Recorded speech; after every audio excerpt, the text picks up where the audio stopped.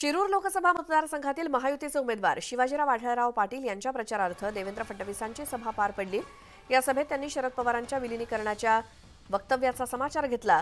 ज्यांची दुकानं चालत नाहीत तेच आपला माल दुसऱ्या दुकानात विकतात असं म्हणत त्यांनी शरद पवारांवर निशाणा साधला आणि बारामती मतदारसंघात मतदान झालं आणि शरद पवार यांना कळून चुकलं की आता आपलं काही खरं नाही।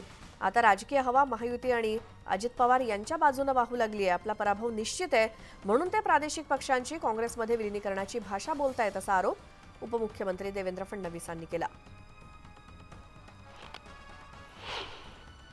ज्यांचं दुकान चालत नाही तेच दुसऱ्याला आपल्या दुकानातला माल सुपूर्द करतात। त्यामुळे बारामतीच्या निवडणुकीनंतर पवार साहेबांना लक्षात आलं आता हवा अजितदादांच्या बाजूनी व्हायला लागली आहे आणि म्हणून त्यांनी सांगितलं की आता छोटे पक्ष हे सगळे या ठिकाणी विलीन होणार आहेत।